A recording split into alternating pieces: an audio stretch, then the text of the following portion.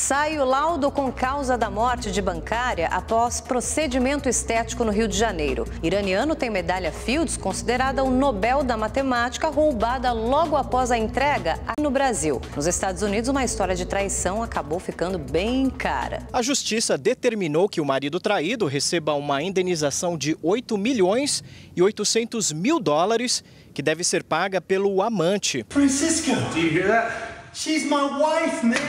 As estreias nas telonas. Em O Nome da Morte, Marco Pigossi é um assassino profissional. Tá vendo de camisa azul claro? É aquele lá.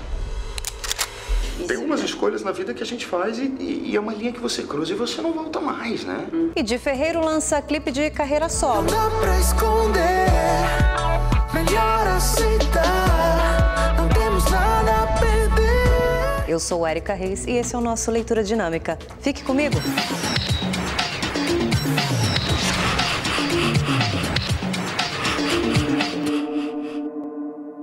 Olá, boa noite. Uma mulher morreu por não receber atendimento médico necessário no Rio de Janeiro. Ela passou por um hospital público e foi enviada para uma unidade de pronto atendimento. Irene Bento, de 54 anos, chegou ao hospital Getúlio Vargas com falta de ar e dores no corpo. Teve que esperar na recepção. O filho dela chegou a percorrer a unidade em busca de um médico. A mãe tá tossendo de dor ali em cima ali. Quer saber se dá pra socorrer ela ali, cara? Não, o médico já tá lá em cima. Não tá não, tá lá já. Não, então, ele já tá... Ela tá na cadeira dura dessa aí de ferro aí, sentada lá, tossendo de dor. O rapaz ficou ainda mais indignado quando encontrou uma médica mexendo no celular. Aqui, a médica tá aqui, ó. O celular e a pessoa lá quase morrendo. O que tá acontecendo, cara? O que tem que fazer aqui? O paciente já fez, cara. Tá lá quase morrendo na cadeira lá, cara. Eu aguardo o paciente chegar, eu achei que você quem tá falando. Depois de muita insistência, Irene passou por uma triagem, mas como o estado não foi considerado grave, ela foi levada para uma unidade de pronto atendimento próxima ao hospital. Depois de 3 horas, Irene piorou e foi levada para a ala de pacientes graves. De acordo com o filho, os médicos informaram que a paciente sofreu 2 paradas cardiorrespiratórias e que dificilmente iria resistir. Ela chegou aqui já com o olho fechado e eles fazendo massagem cardíaca no peito dela. Eu acho que ela já estava morta. Que vergonha, gente. Até quando? Vamos aproveitar aí a eleição, né? Pensar bem, muito bem, em quem a gente vai votar. Em nota, a Secretaria Estadual de Saúde diz que a direção do Hospital Estadual Getúlio Vargas lamenta o ocorrido e que tomará as providências para que os envolvidos sejam responsabilizados. A vida já foi perdida, né?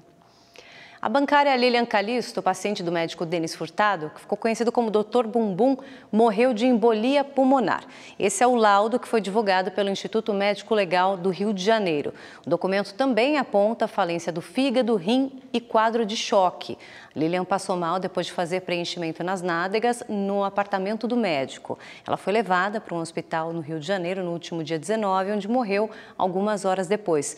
Denis Furtado, a namorada Renata Cirne e a mãe dele, Fátima Furtado, também médica, estão presos já acusados de homicídio qualificado e associação criminosa.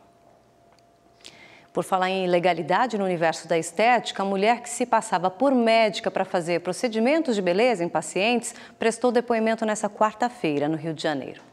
Segundo a polícia, Patrícia Silva dos Santos, a Pati Bumbum, respondeu apenas a uma pergunta. Se ela conhecia a Valéria. Ela falou que conhecia a Valéria, mas que só fez um curso com ela alguns anos atrás, que nunca trabalhou com ela e que se mostrou surpresa da vítima ter alegado que ela fez o procedimento junto com ela. Valéria é a massoterapeuta responsável pelo procedimento estético nos glúteos, coxas e abdômen de Maiara Silva dos Santos. A modelo de 24 anos morreu no dia 20 de julho, depois de ter complicações. Essas imagens mostram a Maiara ainda com vida ao lado de Valéria. Uma testemunha afirma que Valéria e Pati Bumbum trabalhavam juntas. A acusada deixou a delegacia ao lado do advogado. Conheceu a Valéria só no curso de formação, correto? Nunca fez qualquer tipo de procedimento com ela. A nossa cliente, ela é massoterapeuta. 6 pacientes de Patrícia já prestaram depoimento. Uma mulher teve trombose. A falsa médica foi indiciada por exercício ilegal da medicina, mas também deve responder por estelionato e lesão corporal. 200 caixas de Metacril e anestésico foram apreendidas em um salão de beleza de Nova Iguaçu, que fica na Baixada Fluminense. Os produtos, geralmente usados em procedimentos estéticos, também estavam vencidos já. O gerente e a dona do estabelecimento foram presos em flagrante e a polícia acredita que essas substâncias todas aí eram aplicadas ali, no próprio salão. E olha esse absurdo, gente. Um iraniano, vencedor de um prêmio internacional de matemática, teve a medalha dele de ouro roubada aqui logo depois de receber a honra no Rio de Janeiro. Refugiado no Reino Unido, Kaushal Baker havia guardado a medalha numa pasta. Minutos depois, notou que ela tinha desaparecido. Os seguranças foram alertados e encontraram o acessório jogado no chão sem a carteira e a medalha de Fields, considerado o Prêmio Nobel da Matemática. As imagens do evento foram analisadas e um suspeito já identificado. A medalha de ouro 14 quilates é avaliada em R$15 mil, fora o valor simbólico, claro. A organização do Congresso Internacional de Matemáticos lamentou o roubo. 12 empresários e ex-funcionários dos governos de Néstor e Cristina Kirchner foram presos acusados de envolvimento em uma rede de pagamentos de propina em licitações de obras públicas entre os anos de 2003 e 2015 na Argentina. A imprensa local já chama a investigação de Lava Jato. A ex-presidente e atual senadora Cristina Kirchner foi convocada para depor, mas ainda não está claro se apenas como testemunha ou indiciada. 2 brasileiros estão entre os 35 feridos na batida entre 2 trens na região turística de Machu Picchu, no Peru. A identidade e o estado de saúde das vítimas não foram divulgados. O acidente aconteceu porque uma das locomotivas foi forçada a parar na ferrovia, que estava bloqueada por uma manifestação. A outra, que vinha atrás, não conseguiu frear a tempo. O transporte para quem quer visitar as ruínas de Ollantaytambo ainda não foi reativado. Mais de 3.200 passageiros ficaram presos por 2 horas no metrô de Paris. Uma pane elétrica paralisou a linha 1, que passa pelos principais pontos turísticos. Usuários registraram o momento em que os vagões estavam sendo esvaziados. Pelo menos 5 pessoas passaram mal pela falta de ventilação, entre elas uma gestante e um idoso. Nos Estados Unidos, um juiz federal de Seattle bloqueou a divulgação de instruções digitais para impressão de armas 3D. A medida é uma resposta à ação movida por 8 estados contra uma organização americana que planeja disponibilizar para download arquivos para imprimir armas de fogo. O grupo do Texas havia conseguido autorização do governo para divulgar os dados a partir desta quarta-feira. Uma nova audiência foi marcada para o próximo dia 10. 3 pessoas morreram durante protestos contra a suposta manipulação de resultados da eleição presidencial do Zimbábue. Manifestantes entraram em confronto com a polícia na capital Harare. Eles acusavam o partido governista do atual presidente Emmerson Mnangagwa porque o resultado do pleito não teve um anúncio oficial até agora. O candidato da oposição, Nelson Chamisa, chegou, aliás, até a se autoproclamar o vencedor, mas os partidários que tomaram as ruas foram repreendidos todos por militares do governo. Passageiros do avião que caiu no México divulgaram imagens feitas dentro da aeronave no momento do acidente. Vamos ver. Um turista registra o mau tempo durante a decolagem. De repente, dá para ver o impacto da aeronave atingindo o solo. Os passageiros começam a gritar e chorar.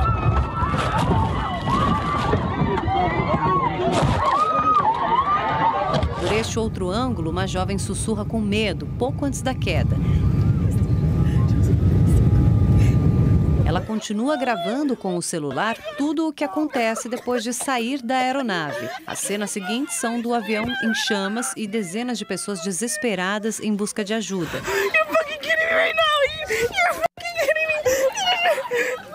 Quem estava a bordo afirma que assim que o avião decolou, tudo começou a tremer. Quanto mais alto íamos na tempestade, mais pesado o granizo ficava e mais vento. Começou a ter muita turbulência. Um buraco se abriu bem atrás da gente e foi por onde saímos. Eu tirei o cinto de segurança do meu filho e nós pulamos. 103 passageiros estavam a bordo do voo AM2431 da companhia Aeroméxico, que ia de Durango para a Cidade do México. Logo após a decolagem, o avião começou a perder altitude. De acordo com a torre de controle, uma forte rajada de vento atingiu o avião. Isso pode ter feito a asa esquerda tocar o solo e 2 motores pararem de funcionar. Além de mexicanos, estavam espanhóis, colombianos e americanos na aeronave.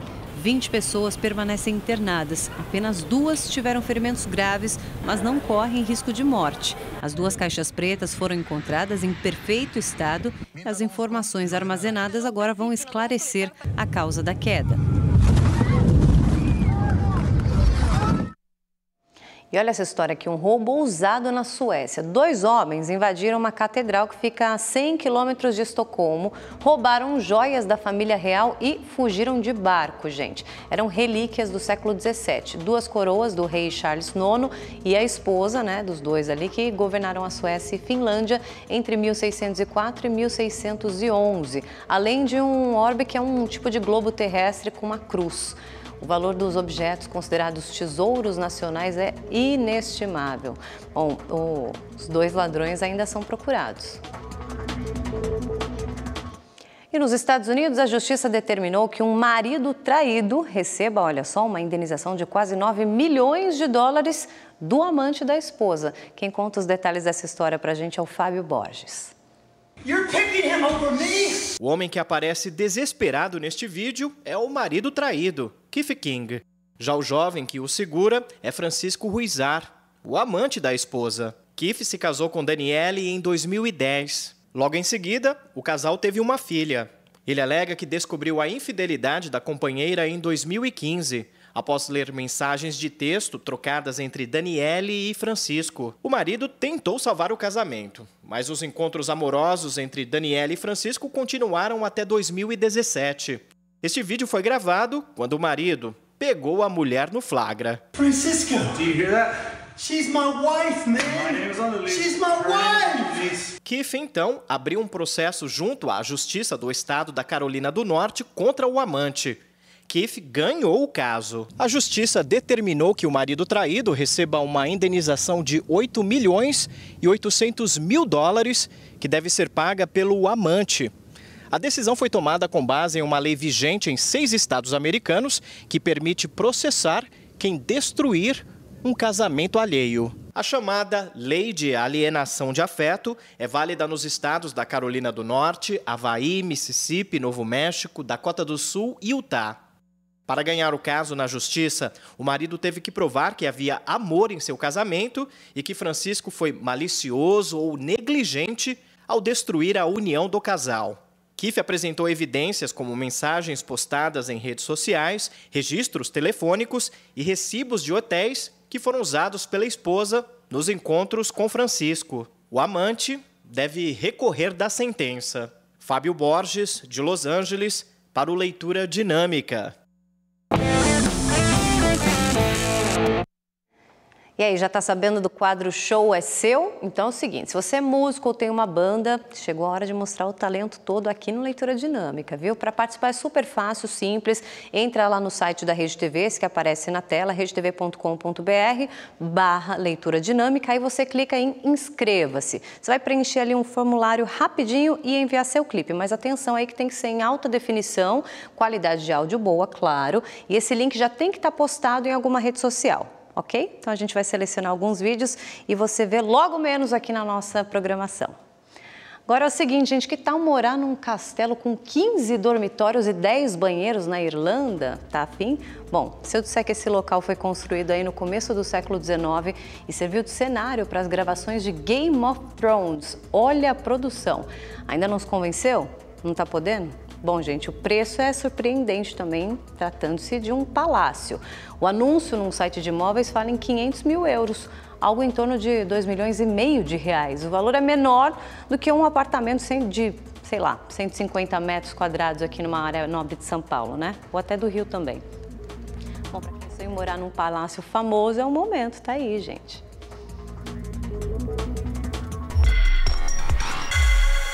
Quinta-feira é dia de estreias no cinema e entre as opções tem o drama Acrimônia, sobre a história de Melinda. Uma mulher revoltada por ter sido traída decide se separar do marido, mas descobre que ele ficou rico e está noivo de outra. Agora ela quer vingança por toda a dedicação e pelo tempo perdido. No elenco estão Taraji P. Henson, Danielle Nicolette e Jasmine Simon. O longa foi dirigido por Tyler Perry.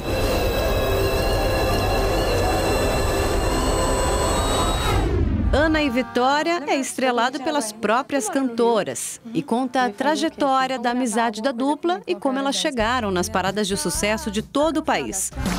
A gente tem fãs. Com direção de Matheus Souza, o longa passa por temas polêmicos da adolescência e juventude com um toque de humor. Prato cheio aí para os fãs. Obrigada. Pelo que, menina? Vou me encontrar. Tem musical também. Mamma Mia, lá vamos nós de novo. Vem com super alto astral e trilha sonora cheia de clássicos. A grande festa dessa vez é para a reinauguração do hotel da mãe de Sophie, interpretada por Amanda Seyfried, um ano depois da morte de Donna.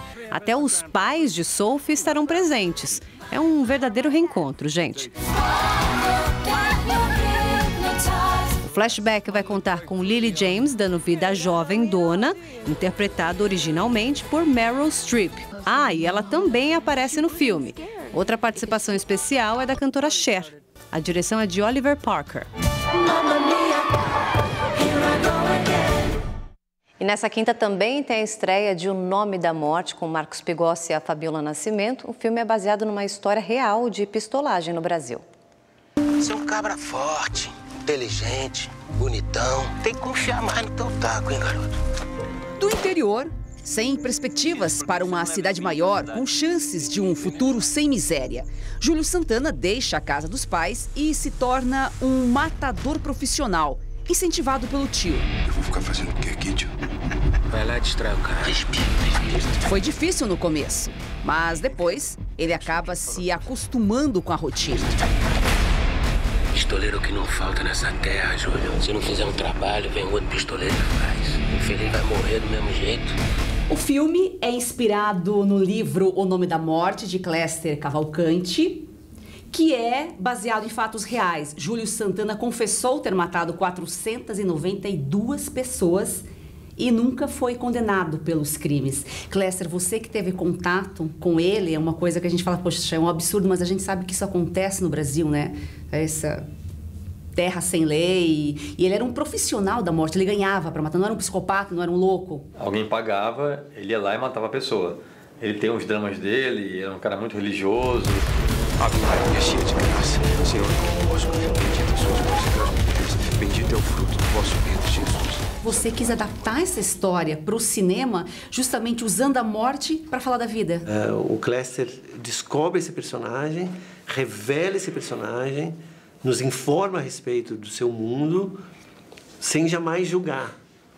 E eu achei isso muito interessante, porque isso abriu uma janela para eu poder imaginar como esse personagem se sente. E depois, então, o filme virou um instrumento de estudo desse personagem.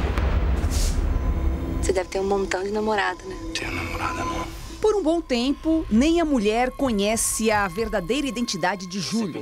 Ela reluta para aceitar no início, mas ela acaba virando cúmplice desse cara, né? E vivendo uma história, apesar dela sucumbir com tudo isso, de não ter força suficiente para segurar o rojão, né? A morte se torna comum para Júlio, mas ele vive atordoado. Nós pecadores, agora e na hora da nossa morte.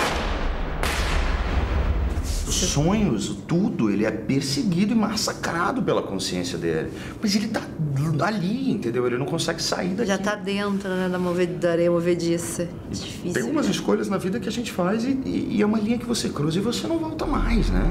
Padre, quantos Pai Nosso e quantas Ave Maria a pessoa tem que rezar pra Deus perdoar um pecado muito grande, hein?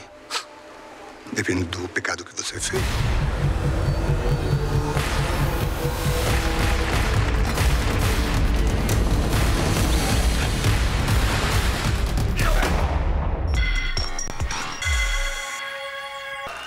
O PCdoB oficializou a candidatura de Manuela Dávila à presidência da República. Aos 36 anos, ela já foi vereadora em Porto Alegre e deputada federal 2 vezes pelo Rio Grande do Sul.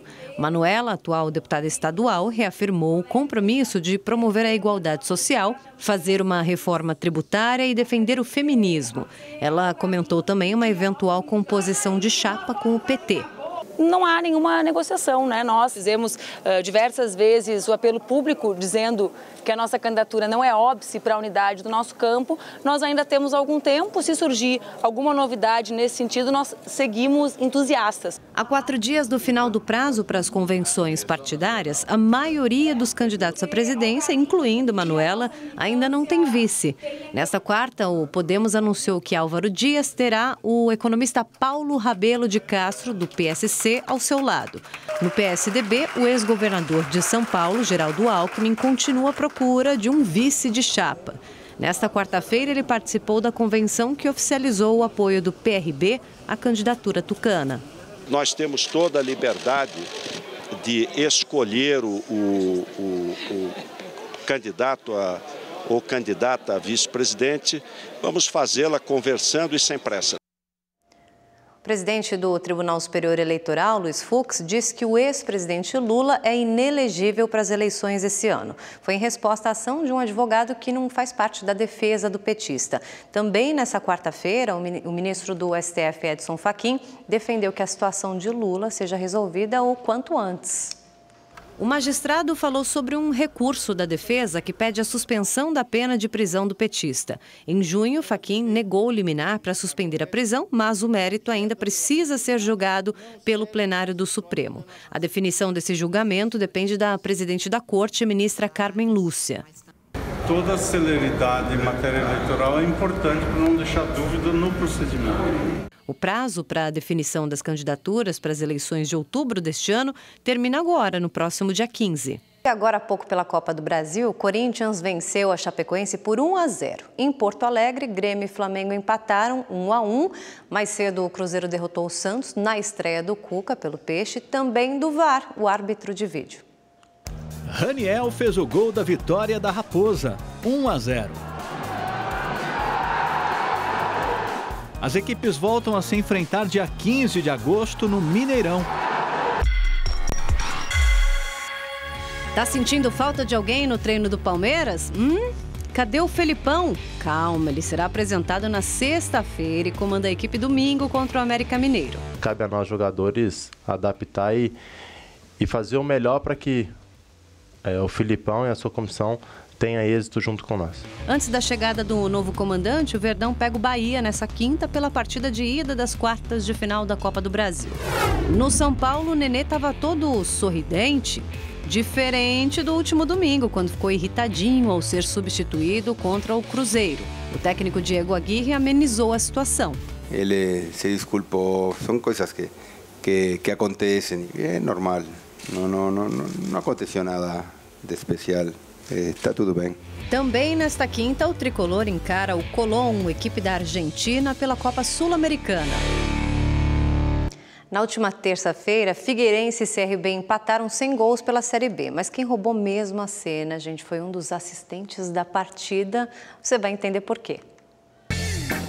Em Florianópolis, o Figueirense atacava o CRB e até balançou a rede. Só que o lance foi anulado. Reparou alguma coisa aí? Não?